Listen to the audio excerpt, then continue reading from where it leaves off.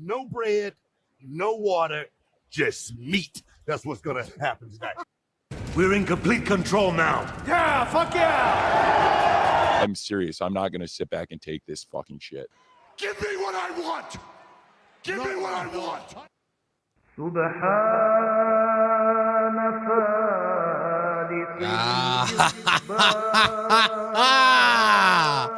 That's right, infidels. We're back on another edition of the Friday Locker Room, your declassified Friday Locker Room, going out to you here on Hami Media Group's YouTube channel and on channelattitude.com.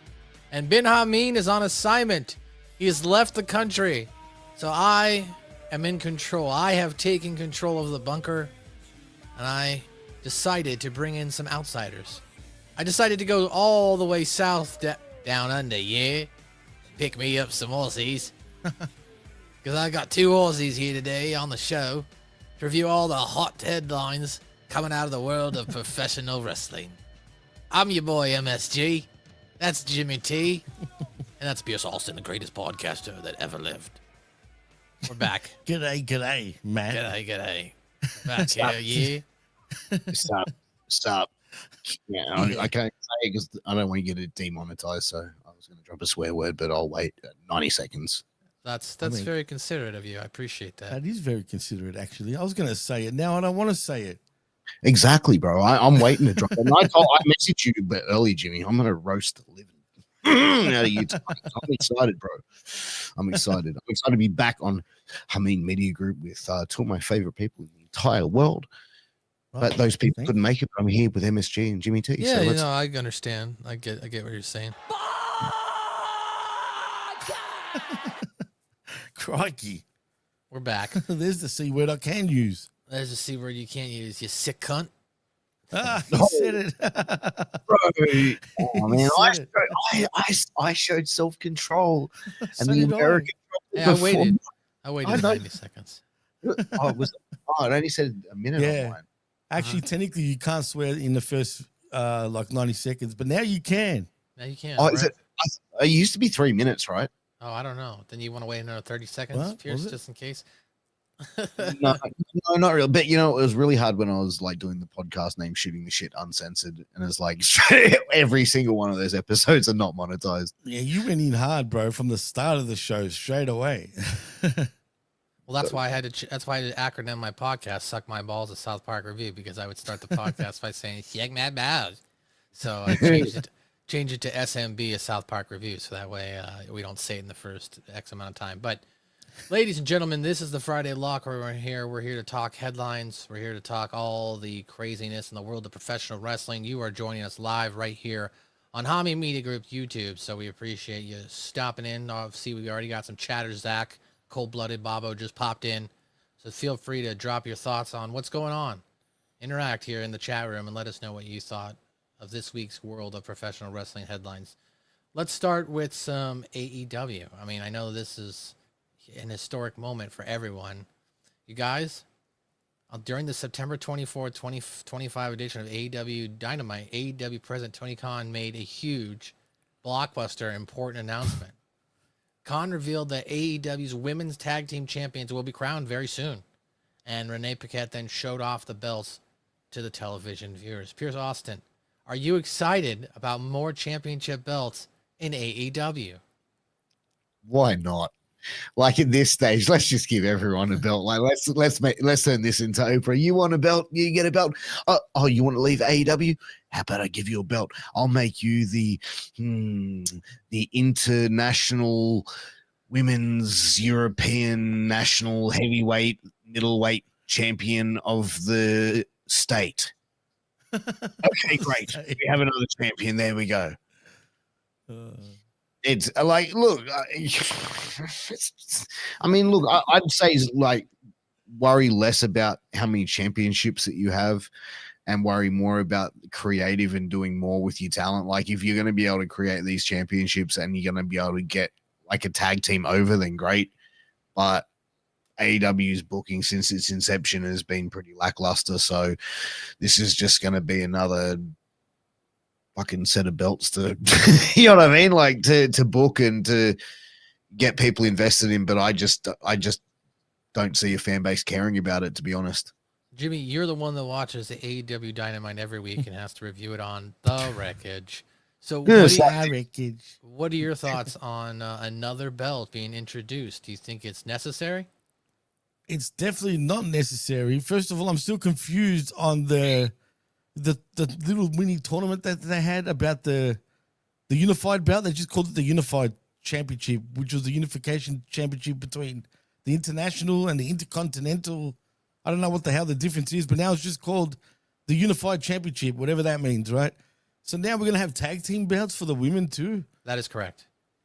Come on, man. What are we going to get next? Triple, 3 girl championships as well? Trios championship. Fucking, let's go quad belts too. Why not, Tony? You heard me. Let's have a 4-man. Well, actually, since he loves his 8-man tag teams, we do need a 4-man championship. But let me ask you this: like the AEW and Ring of Honor like belts, right? Are they like big money earners on their merch store? Yeah, clearly everyone's wearing Ring of Honor stuff, dude. Well, I don't know. Like, I don't watch the shit. Like, people in the audience fucking walk around with AEW belts and like, I don't fucking follow marks, bro. Like, you tell me, are they fucking walking around with their fucking belts, bro? I'm only joking, first of all. So to answer your question, no, obviously no one's making money in Ring of Honor, including TK. I mean, clearly. Okay, so they're not making money on the belts. AEW's not making money selling replicas, are they? I mean, we see AEW marks walking around with belts. That's for sure. Okay, but so you notice though, they only wear one belt. They don't wear multiple belts. They only wear the big World gold Championship. one. Yeah, the big right. one. Yeah, but you might also understand they might have a collection of them and they bring out their favorite fucking ones that, you know. I suppose. But you know, I would be the ultimate fucking heel, and I want to get a replica of that Divas Championship, and then I'd go up to fucking Paige and try and get her to autograph it. In what way? That 8x10 picture of her in Consequences Creed and Brad Maddox as well at the same time. Maybe get that signed. Hey, you're my favorite movie star. Yeah, but no, I type of autograph there. I think MSG. If it was done in a way where they can make more money and like they sell the merch and they're going to sell a shit ton of them, then okay, I can see the point of it. And if their belts are moving off the shelves like fucking hot potatoes or whatever the fucking acronym you want to use, then cool, go make the money. But if it's just a way for Tony Khan, and this is what I think it is, for him to be the ultimate mark for himself, have all these fucking championship belts, and then, you know, also try and think that he can use them as leverage with his talent as well. Oh, you're not happy? I can put a belt on you. All right, then. Well, the only person that I think is excited about this is Brandon, because now we've got more belts to count on the watch along. So don't forget to check out the weekly AEW Dynamite watch along with Brandon, where he has the nightly belt counts. So hopefully now with 2 more, it'll be even easier to get into the 20s now every night. That's actually a fun game. I'm not going to lie. So like, let me ask you this. How many belts are in AEW and Ring of Honor? Well, the thing about it is we do a belt count. So it's any belt that shows up. It doesn't necessarily have to be all from AEW, because Sasha Monet has got 9 belts. So when she shows up, we count that as 9 belts, right? Same thing with Ring of Honor belts, New Japan. So it's on a nightly basis. They average double digits no matter what. So about 10 to 15 belts, we'll say, is their average. But, you know, with Monet's 9 in there, it's definitely catapulted the average up to like the high 18s, 19s. So I'm thinking with this tag team belt, you know, we could be looking at into the 20s like as a regular. You mentioned like that Monet, right?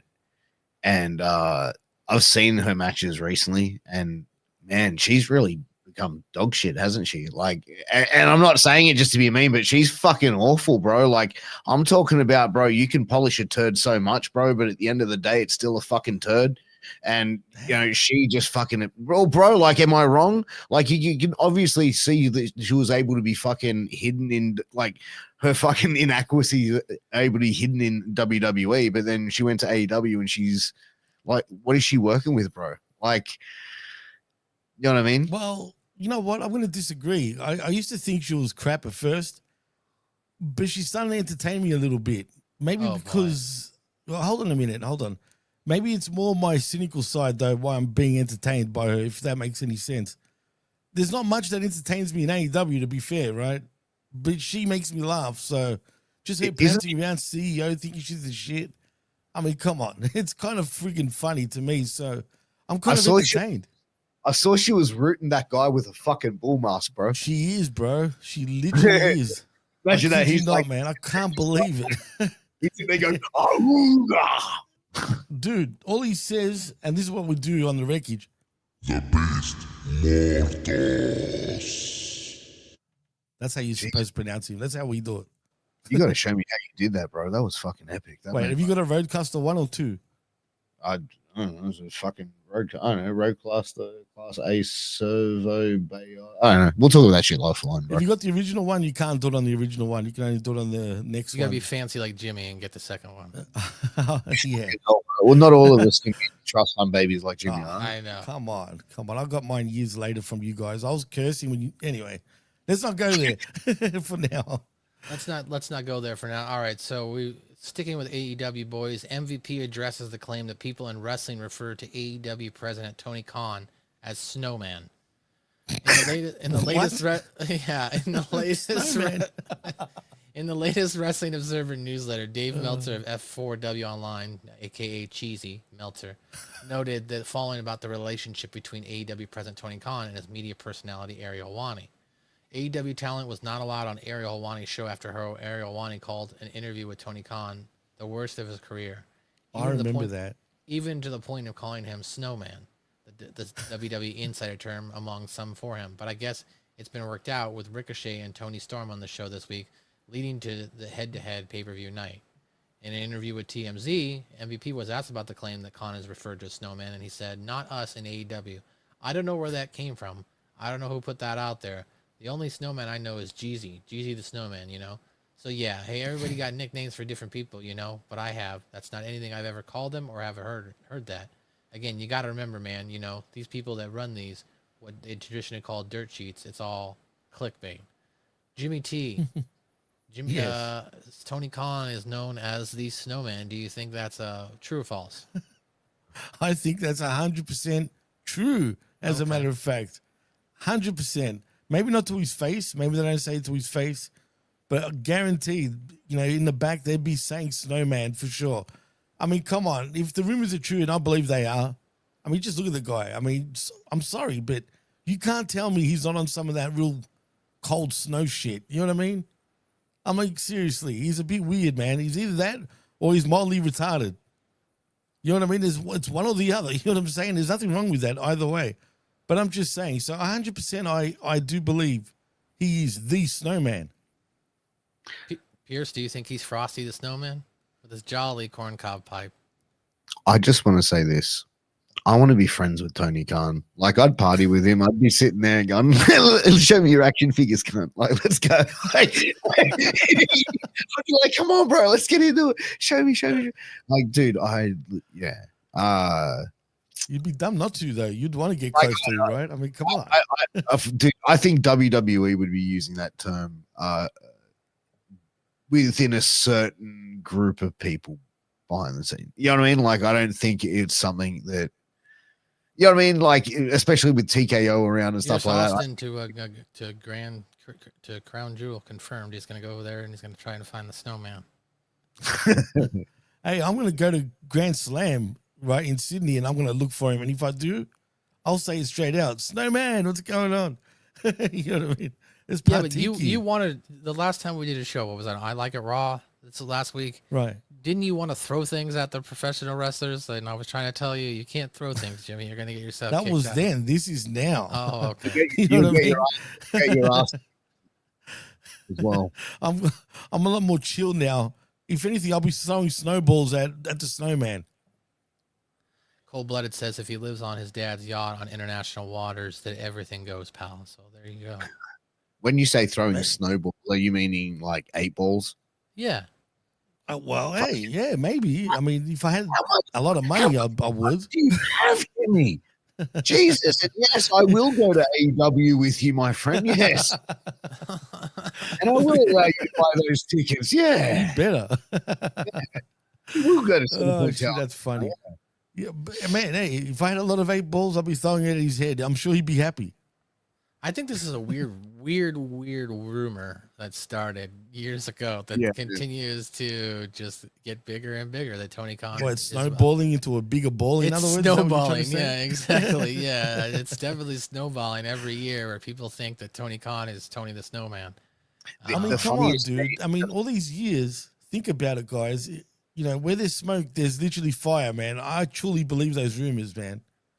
Well, I remember seeing a meme years ago. Remember when it was like all those photos were coming out when like this person is all elite and this Right. person Oh, is God. all elite. And then someone had a thing, it was like Tony's Coke bag is all elite. It was like I know, but that popped me more than anything else I've ever seen on the internet. I remember that. That was like 45 years ago, and it was like the fucking best meme ever. But Actually, anyway, do they even do that anymore? what, cocaine? Yeah, a few people Oh. do. No, I was gonna say It it does. was one of these ones. Oh, it's not working. Damn it! That's why. There we We're in go. complete control now. Yeah, fuck yeah. That's perfect. Now I forgot what I was gonna say. There was something I was meant to say about that, but it doesn't matter. It doesn't matter. But the fact is, everyone still thinks Tony Khan is the Snowman, and apparently that is a term used backstage at WWE shows, according to the Dirt Sheet reports. So, Huge pop for that. Wowie. Huge pop for Snowy. that. But also, I was excited when I saw Brock the Bladder Lesnar return. oh, really? Brock the Bladder Yeah. Lesnar. Yeah, God like damn. that, bro. That's huge thing seeing him return. Don't you think? Dude, he's huge in general. I mean, did you see how big he looked friggin' in his match? My God. Gas, bro. But no, like, but him returning, man, that fucking puts a lot on the legal situation though for Yeah, where but, WWE would stand, right? Because he was all I've- through that shit. yeah, but he didn't do anything technically. Well, no, but- Allegedly, right now. yeah, allegedly. Whatever the case. I mean, You just look. take your piss. Allegedly. I love that. Look, I don't know, man. For me, I've got no issue with it. So that's just me, though. All right. Continuing with sticking with AEW. AEW star Ricochet addresses WWE's WrestlePalooza, receiving a C letter grade from ESPN reporter.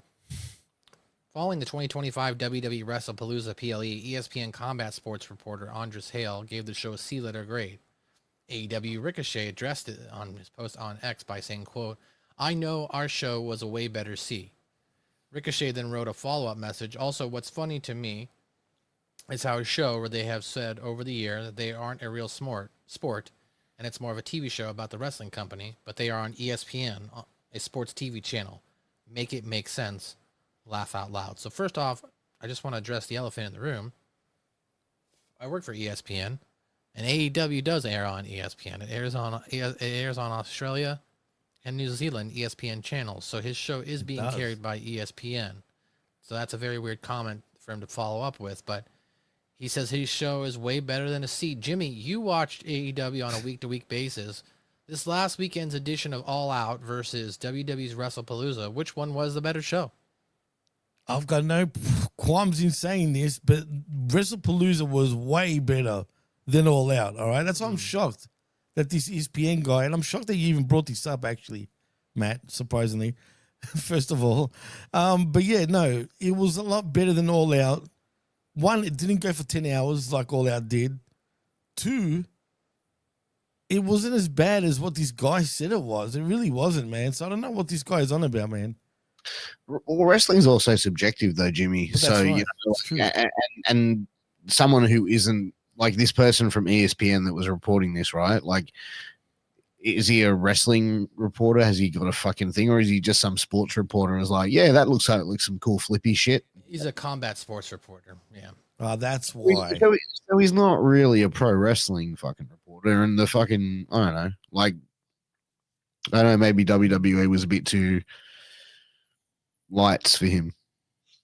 Or could it be because of what Stephanie said about using a VPN and this was the receipt given back to WWE for those comments that Stephanie actually said? Did you see that, Pierce, about what Stephanie said? No, what Steph So Steph she was on her own podcast, Stephanie's People or whatever, and that show is on. great Yeah. listen. It's a great listen on ESPN's platform on their app, And at one point, she literally did a ad read for Surfshark VPN and told people, well, if you're still watching WWE this way, what's wrong with you? You should be using a VPN to watch WWE shows. She literally said that. Yeah, so she said that. That happened a couple of weeks ago. Oh, dead. And that's a WWE podcast production. Yeah, but see, I think she really didn't know what she was talking about, though. I don't think she realized what she meant, really. I don't think she knows how a VPN even works. No, bro, come on, man. Like, Stephanie is like she's not fucking retarded, bro. Like, No, but you know. oh, bro, like, no, like why that. would you say that, bro? You wouldn't say that, man. Like, bro, like Triple H is probably looking at her, just going, man, I got the money. The looks are fading. It's time for me to tap out, brother. Like, fucking hell, man. Like, that's some fucking dopey ass shit. God, yeah. So, do you think that's a possibility, guys? Could it be that? I don't know. Like I said, I think it's just confusing. I think I maybe more tend to agree with you, Jimmy, that Stephanie McMahon probably didn't even know what she was hucking. I'm telling you, she didn't. She was just reading what a VPN does. You know, when they read the, you know what I'm saying? Like, she's probably looking at a. If you're watching WWE on Netflix and all the legal places, you're doing it wrong. Download VPN Express and you can watch WWE Network in India and the UK. I guarantee you, she was reading something like that, and she said all that stupid shit, and that's what happened. I'm telling you. Nah, cuz that's fucking next level retarded, bro. Like, she has no idea how you think she sits on a computer. I just don't see it, man. I don't know. Is this actually on a WWE platform that I can go on? ESPN. This is on. It was on ESPN platform. Stephanie's shit. She said it on ESPN, bro. So is there any way, bro? Like, nah, there's no way this is AI shit, right? It's like, no, this was live. Well, I don't know if it was live, but it was on ESPN. Her podcast was on ESPN, and she said that as a sponsor, though. So she shifted into the sponsor of the show. That's why I'm starting to think that she read it like a teleprompter. I don't know, man. Something like that. And then she didn't realize what she was talking about. You know what I mean? Until after the fact. Liz says to give her the benefit of the doubt, a lot of companies use VPN to sign into your accounts so that there isn't an issue. I'd say maybe that was her experience with VPNs in the past. and on the next thing on Stephanie's Places, our next sponsor is man.com. Yes, if you're sick of your wife or your woman whinging, whining, and complaining, join up at man.com. We'll give you all the tools necessary so you can deal with your nagging bitch. Use code Steph for 10% off. That's right. Use code Steph for 10% off and get your annoying bitch under control. Yeah, pal. Speaking of I'm sorry, Elizabeth. That was horrible and misogynistic, but that's who I am, man. Get me a VPN Palooza, pal. So Vince McMahon apparently didn't allow certain things at his party, guys. WWE Hall of Famer Sergeant Slaughter reveals what wasn't allowed at Vince McMahon's 80th birthday party. While speaking with Bill Apter of Sportskeeda.com, WWE Hall of Famer Sergeant Slaughter commented on tinting Vince McMahon's 80th birthday party, and he said, quote, "We all sat down to have dinner. The New York Symphony was playing when we got there. When we got there, we could hear the orchestra, but we couldn't see them because they had curtained it off. And all of a sudden, the curtain opened up, and there was Vince on the stage, and he said, 'Welcome to my 80th birthday party. Stand back. Come down and join me. Let's have some fun.'" So we all made our way down to the pit there, and there where the tables were, and it was magnificent. It was the most incredible scene. Nobody was allowed to have cell phones. You had to either leave them in your room or check them at the door when you came in. And if you needed to call someone, you had to go outside and do it. Nobody was allowed to take a picture. They had cameras there for their purposes, but nobody was allowed to have a cell phone out. No cell phones allowed, Pierce. That's some real fucking Diddy party type shit going on in there, man. I'm telling you now, bro. When the napkins went down, bro, Sergeant Slaughter was standing at full attention. A turn hurt. Jimmy, your thoughts on no cell phones being allowed at Vince McMahon's 80th birthday party? Well, just to piggyback with what Pierce said about it's a no Diddy, boy, it was a Diddy type of party. I say it was more like a dildo type of party. You know what I mean? There was definitely Brock Lesnar was there apparently. The Hulkster, even though he was dead at the time, he was there apparently as well. If you know where I'm getting at, because you know he likes he likes calling his instruments certain wrestlers. You know what I'm saying? So I'm sure it was a party of everybody, and everybody was invited. So I won't say it was a Diddy party. It was definitely a Dildy party. But you know what, man? Allegedly, Brock Lesnar had one of those like suction cap dildos onto his head. It was just like fucking allegedly. Look, but in all seriousness, I won't fuck around now. I'll be serious. I think, you know, he's probably paranoid, doesn't want anything to come out and whatnot because of what's going on, obviously. I mean, yeah, come on. He was doing a stand-up routine, artist, 100%. I'm not talking about it in terms of comedy. I'm talking about literally the stand back. He was doing that, not stand up. He was standing back. But, yeah, look, everyone was there, man. Apparently even AC/DC was there. That's fucking crazy, Funny bro. enough. Yeah, no shit. There was Like, a few bands that was there too. Imagine Kid you're Rock, that. yeah. Kid Rock was there too, yeah. Cena was there. Triple H was actually there. Even though people were saying he wasn't, he was, but Stephanie allegedly wasn't. So, There wasn't a lot of artist returns to ask a question. He didn't get to see the guest list, but which women showed up? I don't think a lot of women showed up at this Maurice party. was there with Okay, Miz, by the way. Okay. Yes, so she was definitely 100% there. I've seen a couple of pictures with certain people there, but I'm sure there was But women there, 100%. Do you think WWE affiliated people, like obviously Triple H is one thing being the son-in-law, but do you think these affiliated people like WWE employees or contracted talent going to a Vince McMahon party could be seen as a little bit of a conflict of interest at some, you might point, like that you know what I'm saying? Like, you know where I'm going with this, right, MSG? Right. Yeah, no, I get what you're saying because like WWE has kind of some legal issues potentially with Vince McMahon or former CEO of Vince McMahon. So by showing up and supporting his birthday, you could potentially be say you're supporting Vince McMahon on his side of the case, which could look bad for WWE. But they had guys there who are actively working for WWE show up. I mean, the Undertaker showed up, John Cena showed up, so it's like The Miz. if you're Miz, if you're a top guy, it seems to be Production guys too. and production guys. Okay, so it seems to be if you're a top guy or someone over in your position that you were allowed to go to this party without any ramifications, without anybody really saying anything. Like, okay, well, you went in your own personal time, so it really doesn't affect TKO as a whole. So I guess they can't really say anything. Yeah, I mean, But I mean, like Liz says, given the legal outstanding case, that she could see where TKO would not be entirely happy about it. I think that's a good point. yeah, I mean, I think that it would be that they would want to distance themselves the fuck as possible, you know. And WWE is a brand; it would be very hard. It's very hard for them to ever distance themselves from Vince McMahon. You can't erase him from WWE Yeah, history. You can't. You really Can't. can't, man. Whether you like it or not, you really can't. Pierce Well, is they're right. certainly trying. That's for sure. Oh, dude. I actually saw a comment up there, and I saw this article last night. Boys, did you see the Marsha Slamovich's ex-boyfriend? I have that. Yeah. Oh, you have that? Sorry. Okay. No, I'll that's just. why we can go right to it. So here it is, what it is, as far as what you're talking about. TNA Wrestling opens an investigation into Misha Slamovich following abuse allegations. Former TNA Knockouts champion Misha Slamovich has been accused of domestic violence by her ex-partner wrestler Akira. The claims surfaced after a friend of Akira posted over 100 alleged screenshots and images online. However, the materials have not been verified.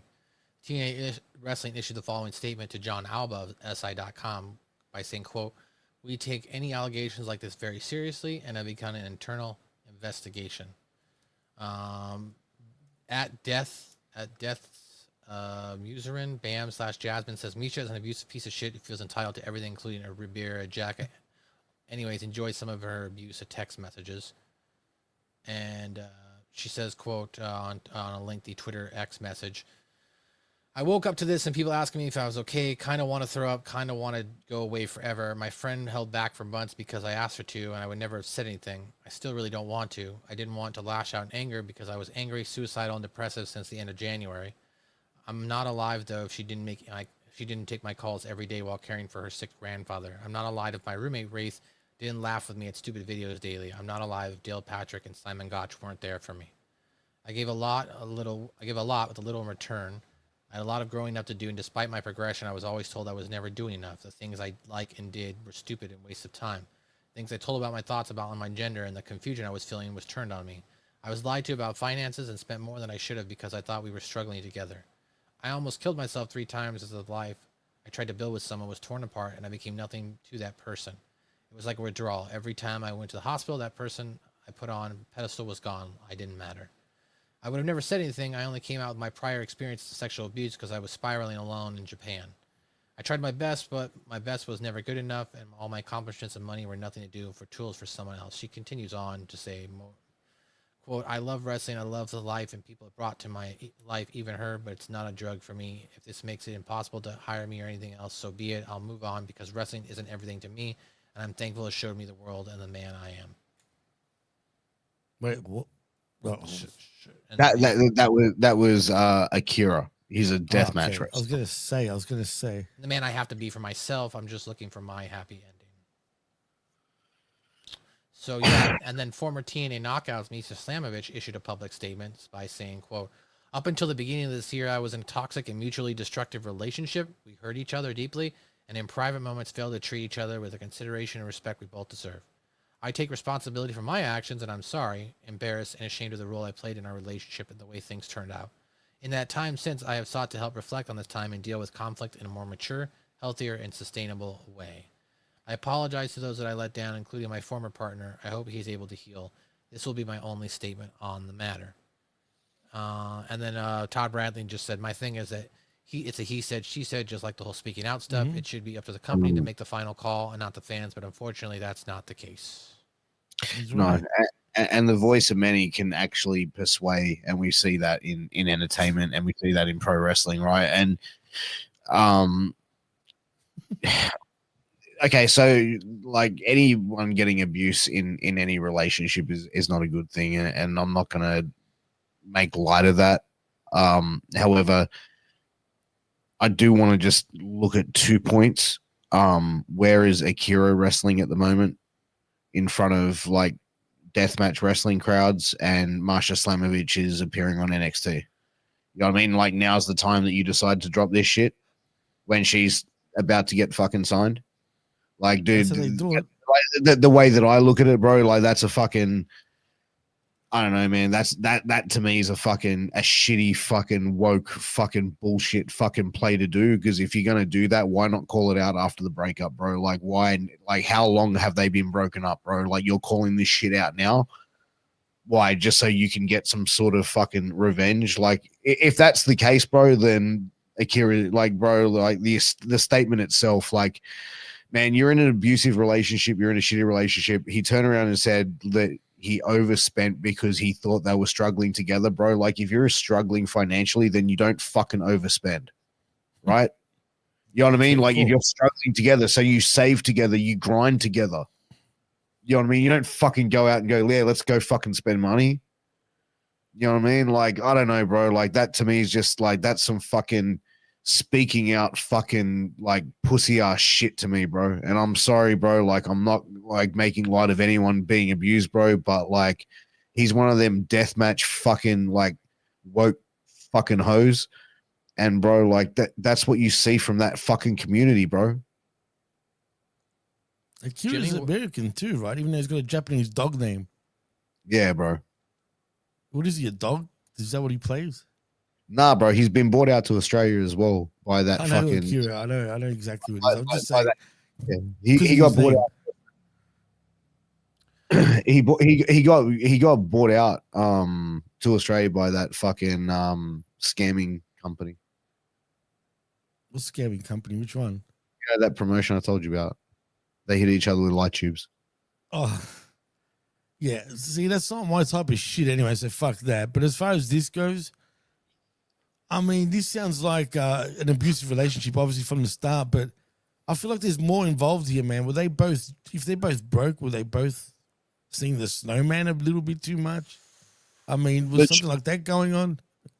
But bro, like I saw like even like, you know, when you read her statement out as well, that they're both toxic to each other, man. And bro, Right, she like was smart with her statement though. bro, like in all honesty, we've all been in relationships, and we've all been in negative relationships as well, bro. So like, there's always two. Like, it takes two to tango, man. It doesn't take one Oh, person to sit 100. there. Like, you know what I mean?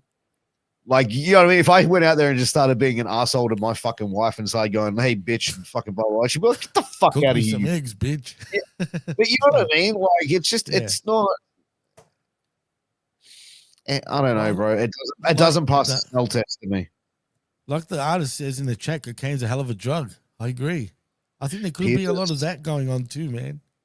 Piers is on a manosphere rant. I don't know. What's that? I don't know. You're on a manosphere rant. I don't know what that even means, but okay. Neither do I really. I thought I did, but I don't. So yeah, no, it overall, sucks. it does seem like that these two were in an abusive relationship. You know, Scott Wordford says Musha has pics of him hitting her. He is smoked. But yeah, I mean, it does feel like that both individuals probably said and did things to each other that were not conducive of a healthy relationship. However, Pierce is right. Why would you bring this up now? And it's been brought up in the chat room as well. Why wouldn't you go to the police with this information? Why does it have to That's go to what they social do media? now, Matt. I mean, look at all the past shit that's happened too. Remember with Marty Squirrel and Dick Guy, you know, I don't even want to mention his name because he's a legit friggin' weirdo. But all that all came out once they were all sort of breaking out. You know what I mean? And then bang, that all comes out and just to hit him. Well, even Penis Pumper he never got indicted on any charges though either. I'm just saying. But remember, like, it's funny. Remember when Tessa Blanchard was about to win the TNA World Title? She did win. And then bang. She did was win it, about yeah. she was about to win it, and the night before she won it, bang, bang, bang, bang, bang. They all came out in that fucking speaking out shit. And they're like, she's a racist, she's a racist, she's a racist, she's a racist. Chelsea Green, fucking, I think Deanna Parazzo as well was in it. Like, a bunch of them just fucking machine gunned her the night before she won the title. And she still gets that heat now to this day, man. Even the fans fucking still chant like she's a racist over and over and over again, man. You know what I mean? But yeah, it's just the times we live in right now, man. The whole everything is garbage. Everything is toxic. The fans think they know everything and they don't, right? And they're quick to judge. When did they break up, this couple? Do we know? We don't know the exact date, but it must be recent because obviously why would you be going online putting all this stuff out for everyone to read, right? But it doesn't actually say a timeline as far as when the relationship actually ended. Yeah, right. I actually interviewed Marsha Slamovich years ago before she actually got big. I actually had got someone reach out to me and asked me to interview her from Gleason's. And Jim. yeah, man. That's cool. I can't really remember much because it was like 4 or 5 years ago. But she was a bit awkward. So was she? Really? Yeah, she was a little bit. I don't know, man. I got to go back and watch the interview, but yeah, she's a bit awkward, but whatever. That'll be on YouTube, right now. Yeah, it's up. Yeah, I might check it out myself. Well, go find it, ladies and gentlemen. Yeah. Next piece of information. Speaking of the dirt sheets and liking to be negative, WWE Hall of Famer JBL on the criticism of WrestlePalooza. People love to be negative. While speaking on the Something to Wrestle podcast, he addressed the criticisms of WrestlePalooza's PLE by saying, "I saw some of the negative stuff out there. I think people love to be negative.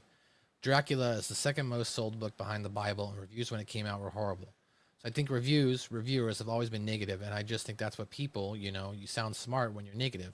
You sound smart when you're positive. You don't sound smart when you're positive, so I think that's part of it. I think it's a terrific start for WWE on ESPN. I think it's going to be huge. Sometimes I think they conflate the disappointed with their guy didn't win also, and so I think that's part of it as well. They wanted a John Cena feel-good moment, and it didn't happen.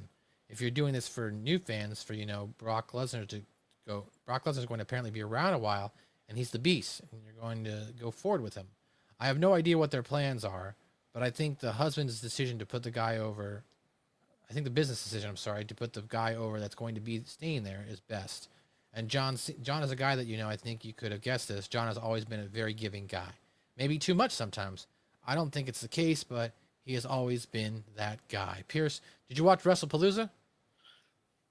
Bits and pieces. Okay. Did you see the opening match of Cena versus Lesnar? And if you did, That was fucking crazy. did you think John Cena should have gone over?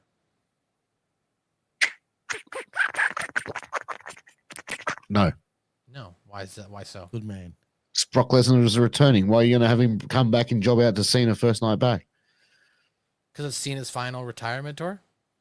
Yeah, but then it's like he's the ultimate babyface, right? So you beat the fuck of him down. So is his retirement tour over early because he can't go anymore because Brock Lesnar beat him down, but he keeps fighting back up, and now the audience cares that little bit more. Okay.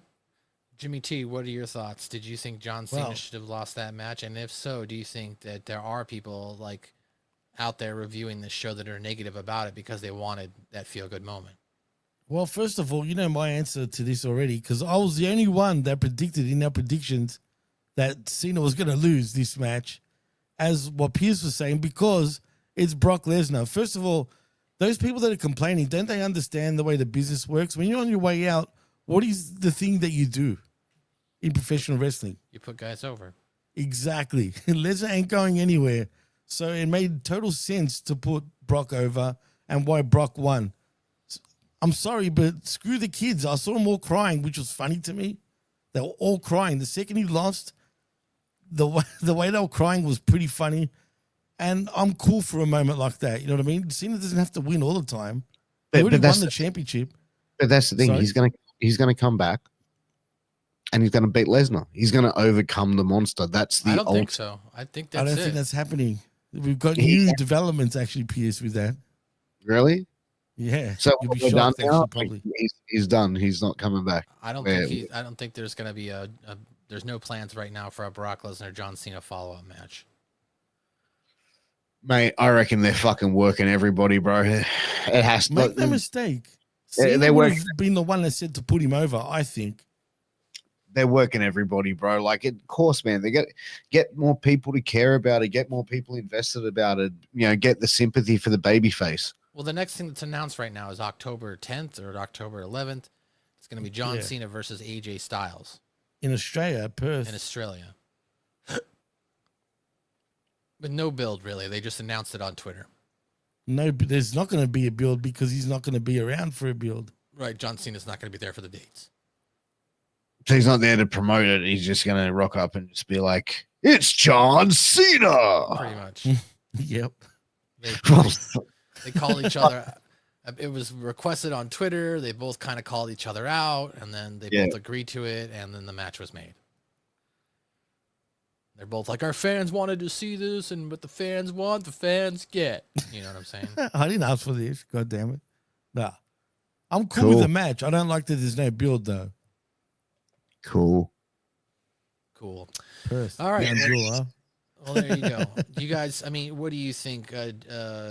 Pierce, do you think that wrestling fans are too negative, too critical at times of the content, or do you think they're just, you know, they're paying viewers, so they want to give their complaints? My thought process is if you really don't like the product, don't watch it. Don't go to the shows.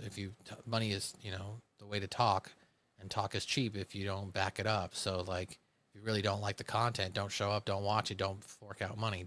If you're going to fork out money, they've already got your cash. Yeah. I mean,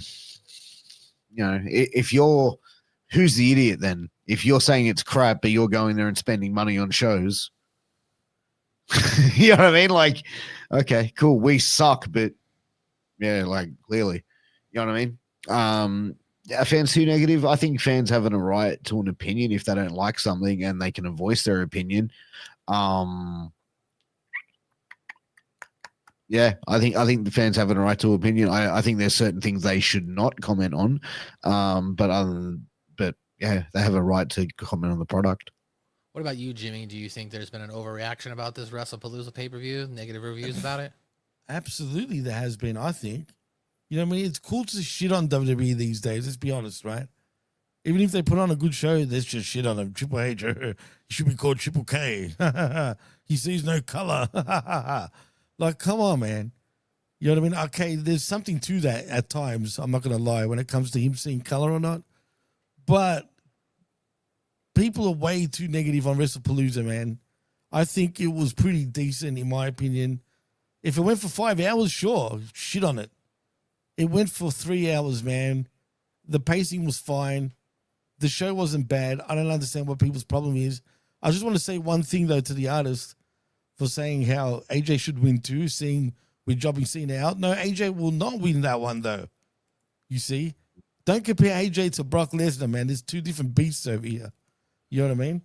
Plus, I'm just saying, artist. Come on now. Also, while it's not announced, AJ's also in the final contract year as well, right? So he's going to be getting ready to have his own farewell style of tour. I think it's his second last year, as a matter of fact. Yeah, so like there really isn't a reason for AJ Styles to win. They don't need to put him over. It's probably this is going to be a match needed for John Cena to pick up a victory as he continues his slow descent into retirement here. That's supposed to happen here at the end of the year. I mean, what do you want from Cena, man? More wins. He won the championship. We got a championship run with him. That's all that matters, man. Who do you think? Who do you think will be the final opponent for him? But we'll get to that. I've got a good feeling. Well, I don't know. Do you want to talk about it now? Well, we can Matt, wait. That was going to be my last topic. Oh, okay. No. All right. Let's wait for that. I'll go fuck myself. All good. No, you're good. Yeah, you do that. Sticking with WWE, there's apparently a biopic about WWE Hall of Famer Macho Man Randy Savage. Yeah. That's dig it. That's in development. Dig it. Deadline.com is reporting. Deadline.com is Elizabeth.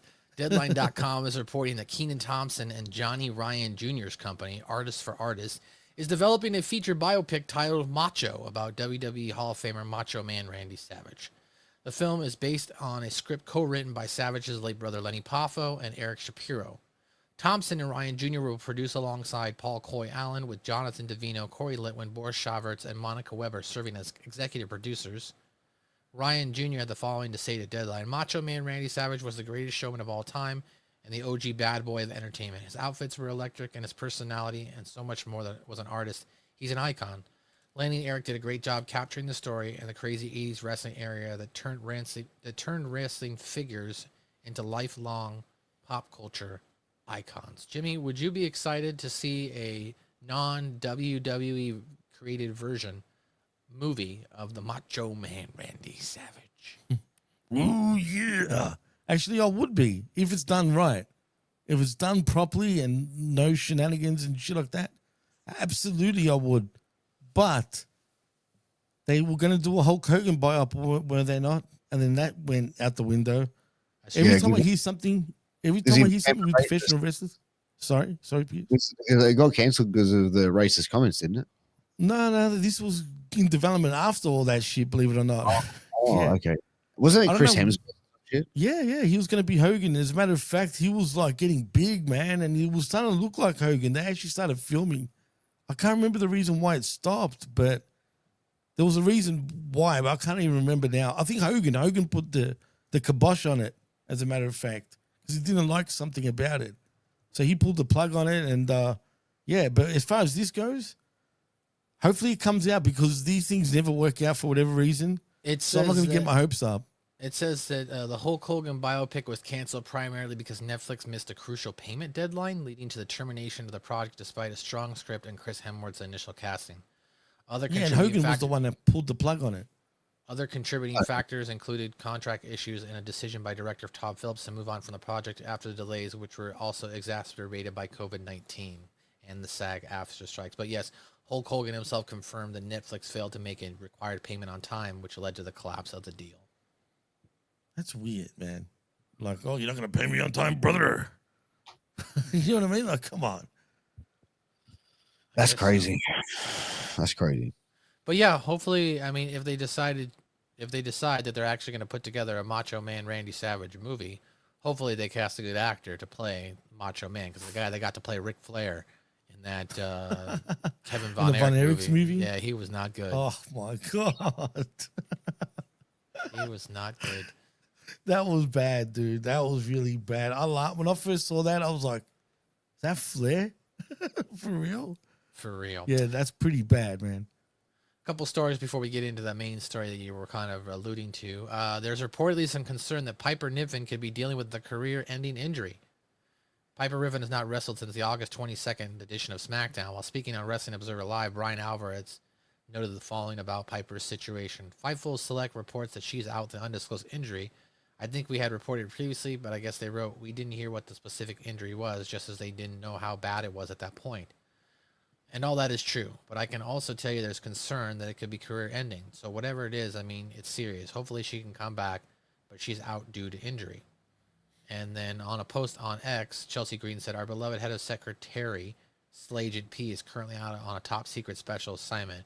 In her absence, the secret Hervis will be accepting intel dossiers, aka resumes for you dummies, and video submissions for a potential fill-in candidate.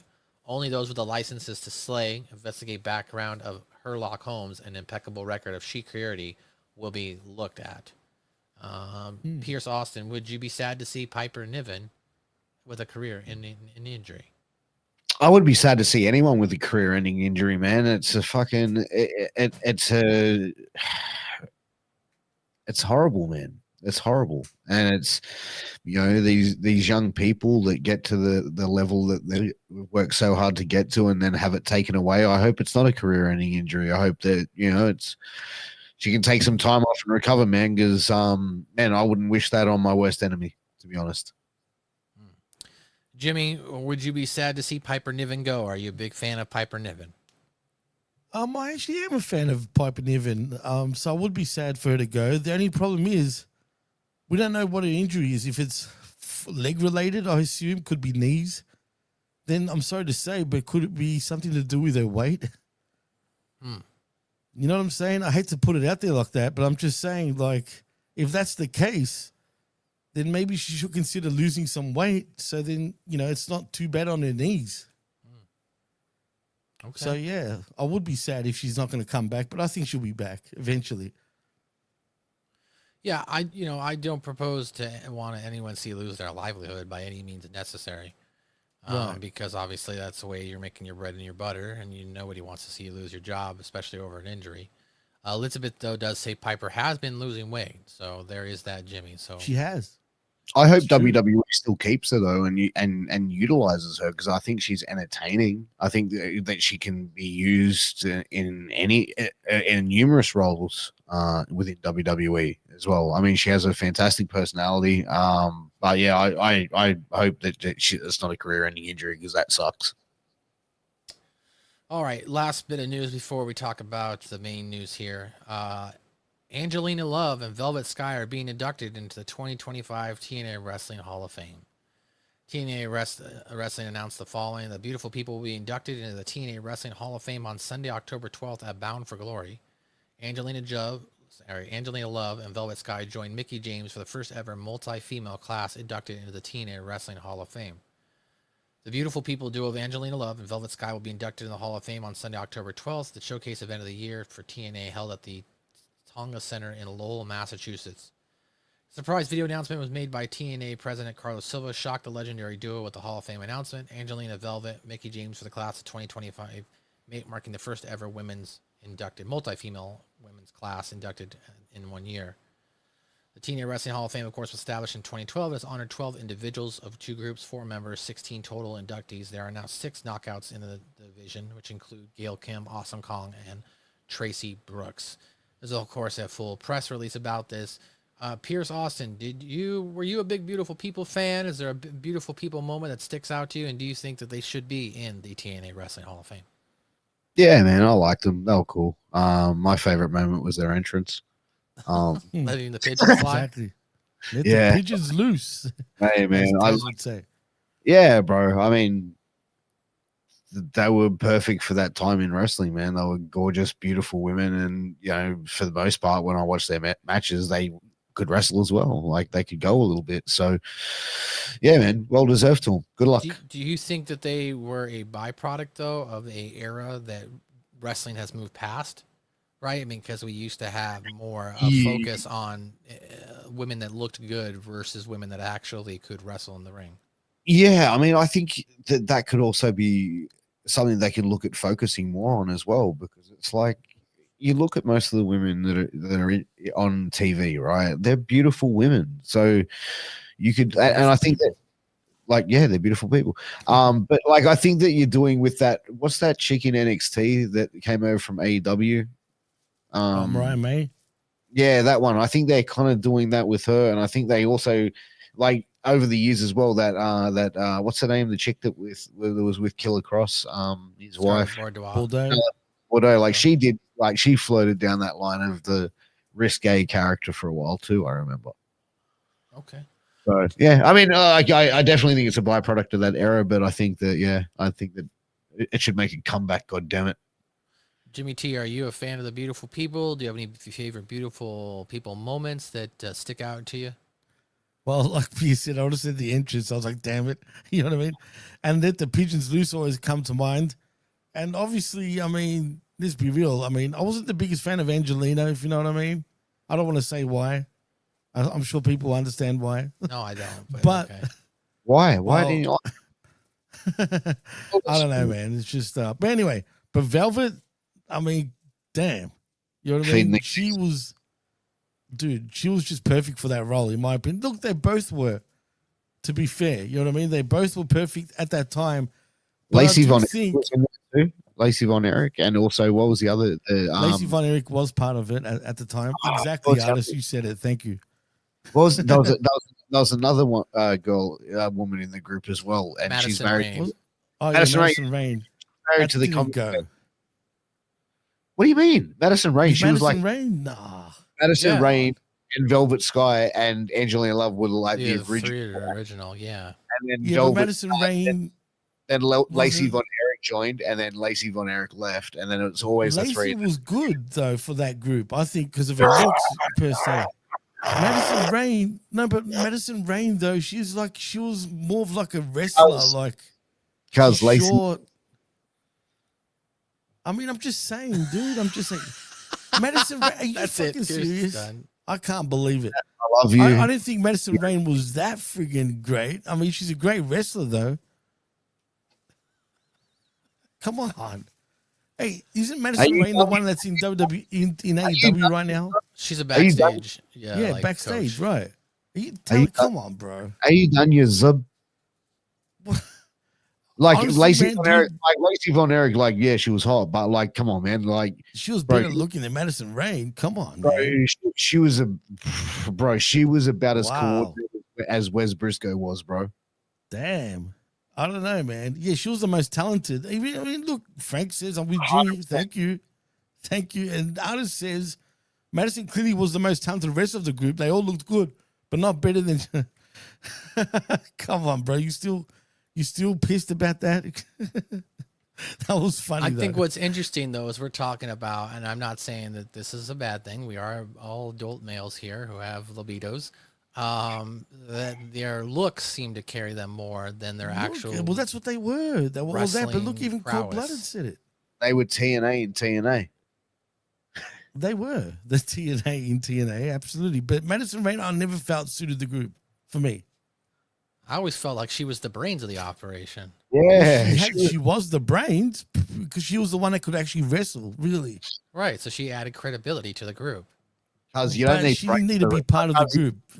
Because you don't really. You don't when need. You think of that group. I think a young Madison Rain was pretty good. The hell no. Jimmy. I think of Angelina Love and Velvet Sky. That's it. That's the OG to. And now Jimmy's muted. No, I'm just kidding. Just kidding. Come on, chat. Stand up for me over here, man. I know a few of you have, but just tell these guys. Come on. Oh shit, she's in AEW now. Yeah, she is. Yeah. She's a backstage she coach. Really is. I disagree with you, Jimmy. I thought Madison Rain was always a beautiful woman, and she's not ugly. I'm not saying she's ugly. Don't get it twisted. I thought she was always a beautiful woman, and therefore it made sense for her to be in a faction called the Beautiful People. I disagree. She didn't have that. She wasn't raunchy enough for that group, if that makes sense. She didn't need to be. Thing. That was the role of, Angelina Love and Velvet Sky. She was the one that brought credibility to the wrestling prowess to the faction. And which is why she was constantly a TNA Knockouts heavyweight division champion. Hey, Matt, I just sent you a photo. Bring that up on the screen. I want to show the world the woman that Jimmy T would turn down. Okay. I didn't say I'll turn it down. Look, even Bobo's saying it. Come on. Shut the fuck up. I want the chat to decide. All right, let me share my screen. All right, chat. Look, yeah, she was probably better. I wasn't a fan of Angelina, just quietly. Her looks, I said that already. But the way she was raunchy enough for the group, though, she suited the raunchiness of the group. Whereas Madison just wasn't that person. That's not her. You know what I'm saying? She wasn't skanky enough for you. Is that what you're Yeah, saying? like it was all about the skanks. Yeah, it's all about the skanks. It's not her, bro. That's not, I don't know, dude. Well, thank you, Cold Blooded. Thank you. Keep going, guys. Everyone's agreeing with me. I'm just saying. I don't know. The artist says she was better looking than Angelina.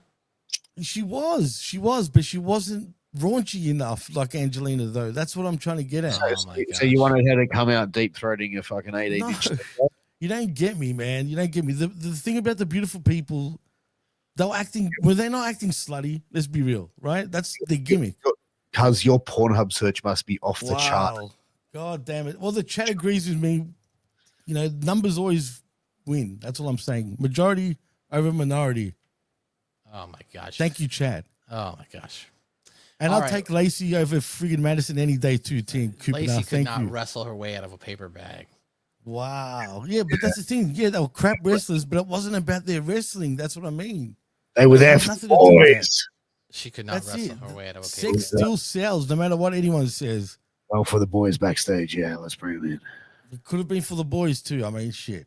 I agree with Elizabeth. Madison was the good girl of the group, and every slutty girl group needs a good girl for friends, for fuck's sake. So Come I on, agree see, with even Elizabeth. Liz knows deep down though she was too good for the group in that sense. She was the good girl. That was her, but that doesn't take away from her beauty. She was in a group called the Beautiful People. That's what our argument is. Keep preaching, artists. These guys laughed at me when I said Lacey was the best looking one, for crying out loud. What the hell? Jimmy, which one were you in the group? Were you the slutty one in your group, or were you only good? Slutty, but hey, I've been with my missus for over 20 years. Just he was saying. the good girl. He was the good girl. I was the good girl. And even I don't like good girls. He's the Madison Rain of this group right now, is what he's trying to say. Hell no. Actually, I wouldn't want to be either one of them, but that's just me. All right, moving on here. Last story. This is was brought up in the last 24 hours. People are starting to speculate this.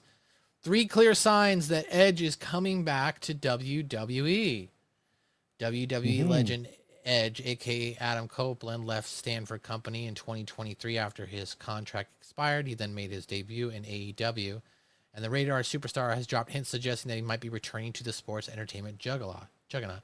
Copeland has had an entertaining run in a Tony Khan-led promotion. By the way, I'm reading this copy from Sportskeeda. He and Christian Cage teamed up at All Out, and the duo defeated FTR. In a surprising twist, Beth Phoenix also made her debut. On tonight's edition, though, of Dynamite, that being Wednesday night, he appeared in a video segment with Cage where he said he needs to step away as his family is being affected by this. He then added he doesn't know if he'll ever return. And with this, many are speculating that he might be heading back to WWE.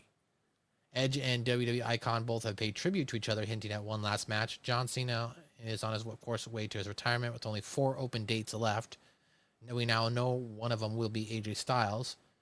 Edge, of course, has had a history with the Cena Nation. Both have had a major impact upon their respective careers. The Radar superstar paid homage to his former rival John Cena during the match on All Out by using his 5-knuckle shuffle. Meanwhile, Cena used Edge's corner spear in one of his matches against Sami Zayn. Also, the Cena Nation leader posted a picture of the Rated R superstar on his official Instagram account. They go on to also say Edge is leaving, or Edge said that he is leaving. Cope told his best friend Christian that he can't keep doing it, and it isn't the first time something that like this has happened to his family. Now he wants to leave and go home, but he doesn't know when he'll be able to return. And then finally, the Legends AEW contract may be up. Late last year, while speaking in an interview with Insight on Chris Van Vliet, Cope revealed that he only has 1.5 years left on his AEW contract, and then he will finally retire. It's already the end of 2025, and his contract may have reached its conclusion with All Elite Wrestling. If that's the case, the Radar superstar could return to WWE to have a double retirement match against John Cena at WWE's Saturday Night Main Event in December, also marking the end of the Ruthless Aggression era. Jimmy, you brought up this story. Do you think Edge is, and you watch AEW each week, so give us your thoughts. Do you think Adam Copeland, a.k.a. Edge, is going back to WWE? I actually do. I actually do feel that he is going back to WWE because it makes sense, dude. I mean, when you think of Cena's career, Edge is one of his most important sort of feuds in his whole career, man. So yeah, I do believe that would be the best way to send them both off, man. Have that one last match. If it's at Saturday night's main event, cool. If it's not, if it's at wherever, pay-per-view, whatever, cool. I think it makes total sense for them two to actually end both of their careers at the same time. Heck, I never thought I'd hear a Cena chant in AEW, but they were all going crazy, man. They were like, Cena, Cena. Even the You Can't See Me part, everything. The AEW fans are watching AEW, seeing live, seeing Cope like leave, going, "We're gonna switch over to WWE now." Well, they didn't know it at the time. Neither did I yet either. But he said that right after that, after the All Out pay-per-view, the first Dynamite back from that pay-per-view, that's when he alluded to that he's done and gone. I mean, he said it. He's done. He's finished. That's it. That's so wild. what else could he be doing? It's pretty abrupt considering they were in a storyline. I think he would have gotten offered a deal for that to be his last match. How do you say no to that, man? I mean, it would kind of seem odd that after Cope and Christian finally reunite that they don't go after the tag titles. It is kind of odd that they're not in the storyline. That is odd. I agree, but I mean, what do? Do you go for the tag titles that they've already won 1 million times in more important companies, if you know what I mean? Or do you go and have that last match with John Cena and both end it on the high? Everyone will be happy. Pierce, would you like to see Edge come back for one final match against John Cena? I don't give a shit. Yeah, maybe. That'd be cool. Do you think it would be fitting? Yeah, I think it would be fitting in his career. I mean, like, I think that's what Cena's been doing, though. Like, I think the only other person I'd like to see Cena wrestle, and there's no way we're going to see it, is Angle. Okay. Like, I think that would be the most fitting, but I don't see that happening unless Angle's been working everybody for the last couple of years. Right. No, that's not happening. No way. Yeah, I don't think so either. I agree with you guys to an extent. I think that Edge versus John Cena would be a good match to have. And anything can happen in the world of professional wrestling, you know. So his contract could be coming up, and that could be a way to write him off TV recently. They did just bring back Luchasaurus, so as one tag team exits, another one reappears. And that, of course, was 2 former associates of Christian as well, too. So I don't know. I think that it remains to be seen. You know, anything can happen. Everything gets reported here on these dirt sheet websites, so we don't know what's the truth and what isn't. Well, there's no reason for him to do what he did on Dynamite, right? Why would you say that if it's all for storyline in AEW? If it is, Jesus, that's dumb. You know what I mean? If it is. So I'm going to lean towards that he's leaving. I don't know. It just feels that way. Allegedly. Yeah. Allegedly. Allegedly. All right. Well, allegedly, boys, that's it. That's all the hot headlines Allegedly? I've got. Unless you've got anything, Jimmy T, you wanted to talk about today. Well, that was the only thing that I saw beforehand. I'm not sure if there's any other things, and I'm sure you've already looked, so yeah. Pierce Austin, do you have anything to get off your chest today? Me or Pierce? Pierce Austin. Oh, yeah. Do you need anything off your chest? Clearly you do. No, I've got nothing to get off my chest, man. Just You're fucking like, you're doing this and shit. Like, just getting excited, bro. you all right? Fuck You're it. not getting any heart palpitations or anything like that? Brother, it's just that time of the night. It's time for me to go upstairs, turn the lights off, Get Crawl. jiggy with it, huh? and get turned down for the ninth night in a row. It's Well, ladies that boogie hour with Pierce Austin. Well, ladies and his gentlemen, that's going to do it for the Friday Locker Room this week. The Declassified Friday Locker Room, of course, available right here on Hami Media Group and then on Channel Attitude after the fact. You can go ahead and download all of the latest and greatest content that we have up there. The Next Level Review is up there from yesterday with Jimmy T and the Vet. The Impact Attack with Brandon T and the Vet. The Sunday Morning Wreckage is up there. Monday Locker Room. Last week's Friday Locker Room. Pro Wrestling Reflection podcast coming out here next week. They have a week off this week because Big Ray is also on vacation. Oh, yeah, it's not coming back till October. Yep. Right. Big Ray is on vacation, as well as Bin Hameen is on vacation. So we're holding it down here, and we are in control now. So, ladies and gentlemen, that's going to do it for another edition of the Friday Locker Room. We'll see you next week right here on Hameen Media Group. Cheers. Don't stop.